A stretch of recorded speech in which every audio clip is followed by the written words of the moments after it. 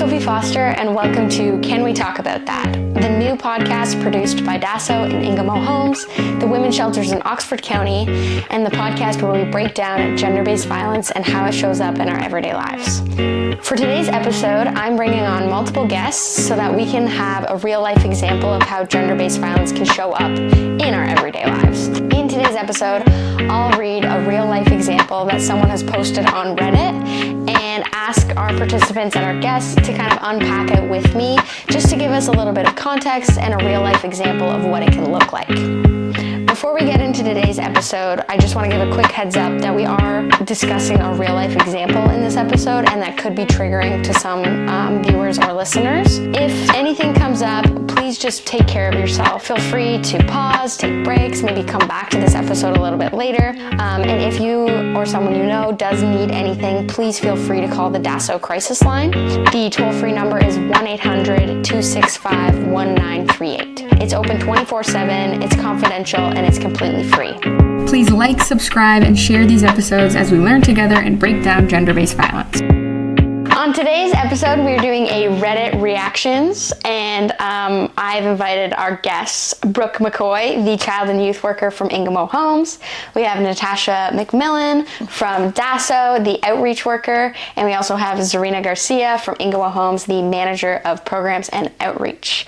So for today's episode, we are going to be doing a live reaction. You guys have not heard this story yet from Reddit, and we're basically just going to unpack the kind of different layers of what we see, maybe that's abusive or related to gender-based violence, and see what we think.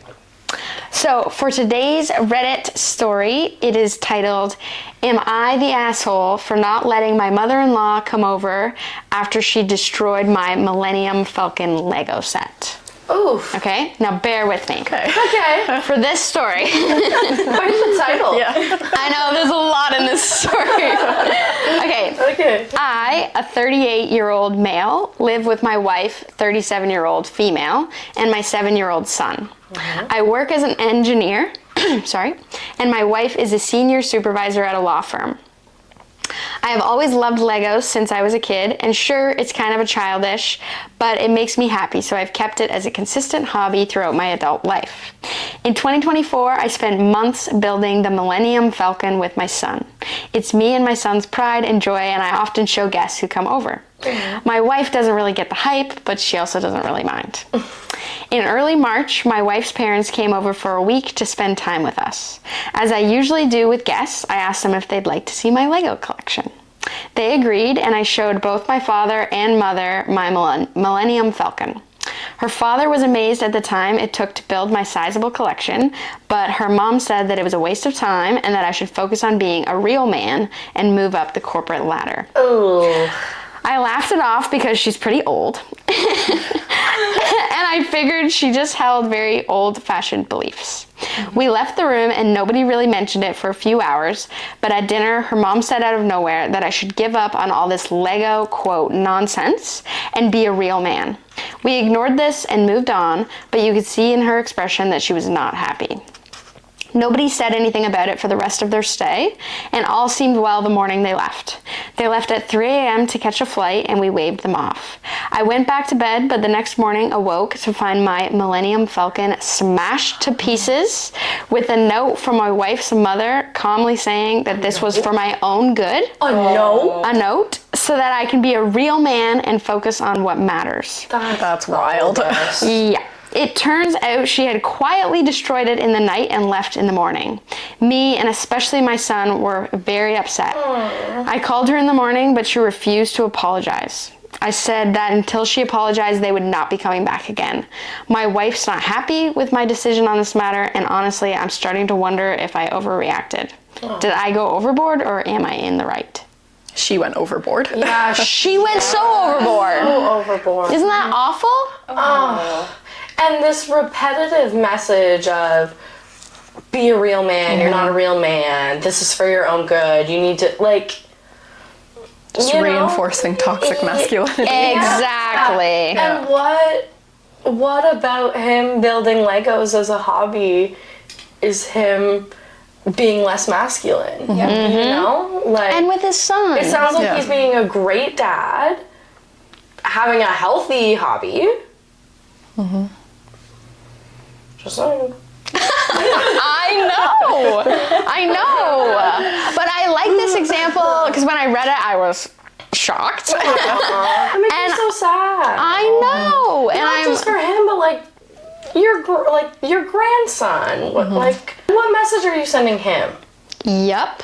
Well, I think the main message is here that the mother-in-law were trying to put is men shouldn't have hobbies, they shouldn't be playful, and they should only value work and status. Yeah, no. Which is toxic masculinity. Yeah. And I, again, wanted to bring this example up because I think this is a great example of like a gendered lens of emotional abuse that maybe men can see. Absolutely. And that forces them to like fit in that box of what people think men should be. Yep.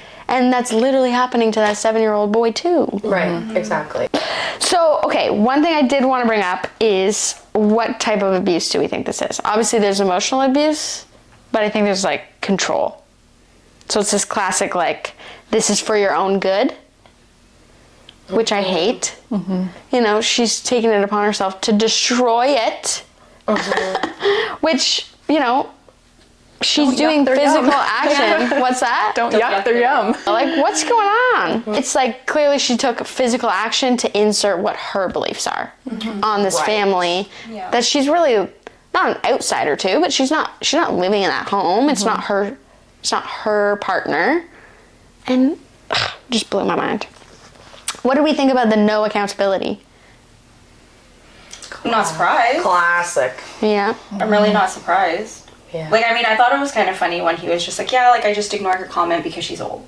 And that, like, I just thought that, like, the, you know, the old beliefs or whatever.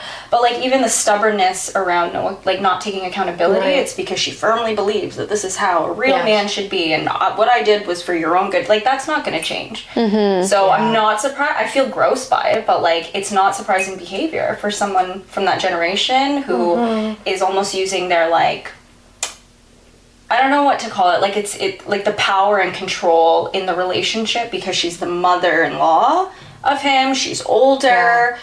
I don't know what her professional background is, but she must have quite the acumen and CV if she's like telling him what to do about his career. And so there must be a level of power that she holds that she's almost using as like justification for why she did what she did and therefore must be right. So I'm not surprised by her not taking accountability. It's just disgusting.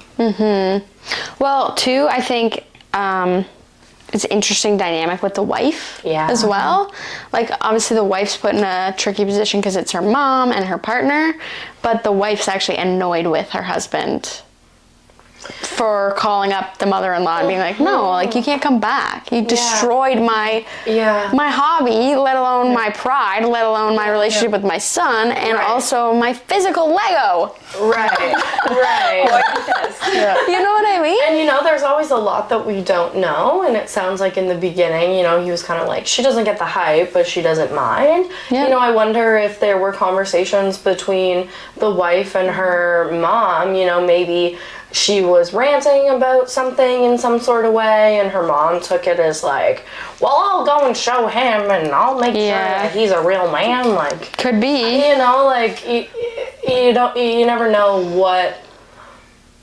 A lot of situations I think that we see, especially when, you know, in-laws are involved, is the spouse is somewhere in there, right? So, you know, whether she's ranting just to rant to her mom and her mom's taking that in a totally off the cusp way, or whether she's like, you know, Mom, when you come, it would be great if you said something about the Lego, you know?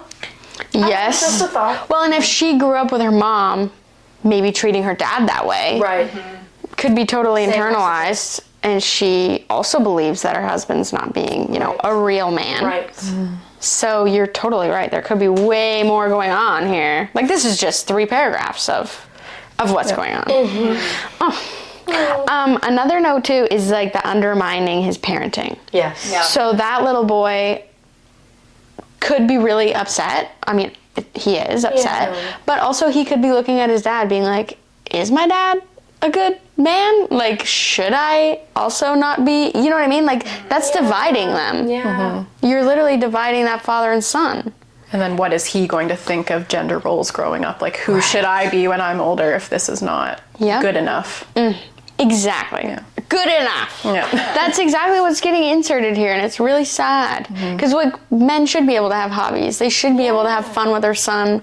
Yeah. And like, he's an engineer building Lego. Like, what? Like, it makes sense. And you know, you hear usually like girls play with Barbies and boys play with Lego. Like, I don't know. She's just treating him like a child, and he's a grown man. Anyways, this one just blew my mind. You're not the asshole, sir. Yeah, he's not the asshole. No, and You didn't overreact. and if somebody comes in your house and breaks your stuff, the sensible boundary seems like you're not allowed back until you apologize. Yeah, for sure. I think that's totally fair. So obviously this example doesn't involve yelling or hitting or threats, but I still think it includes abusive behavior. Yeah. And I think for the son too, like, if he's going to see, well, if I don't like the way someone else does something in the future, I guess I go destroy it. Like, Yeah, that's a really good point too. use aggression to solve problems. That's not what we want. Well, or it's okay for women to do that to me. Like, it's okay for women to break my stuff. Like, there's really interesting things going on here about how women uphold the patriarchy too. And like, women also put men in boxes. You know, I like to think, you know, women are at the front of feminism and like fighting for equality, but sometimes we're the ones putting them in a box too.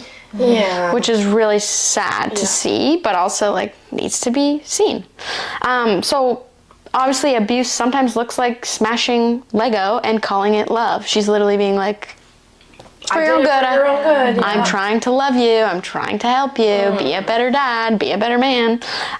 So I think this post gives us a great example of emotional control, gender expectations for men, and also disrespect in families. Absolutely. And one thing too, you mentioned, you know, couples and in-laws. Fun fact, the number one reason why couples go to couples therapy is in-laws. In-laws! Because you've got all these external things coming in, and different expectations, different belief systems, different gender norms, and they're all coming in, and like, they can either divide you or bring you together. So, fun fact of the day. I think this example gives us good idea of that abuse doesn't always look like abuse. Yeah. And from the perpetrators that we think they can come from. Yeah. Thank you so much for coming on this episode. I really liked this example, and I was excited to hear what you thought about it. Yeah. Thanks so much for listening to this episode of Can We Talk About That? A Reddit reactions episode I think is really helpful and gives a little bit more context to what gender-based violence can look like in an everyday situation and in an everyday relationship. Again, gender-based violence shows up in our friends, our family, and our neighbors' lives. It's not outsiders, it's the people that we love. We hope to see you in the next episode as we continue to unpack gender-based violence in our everyday lives.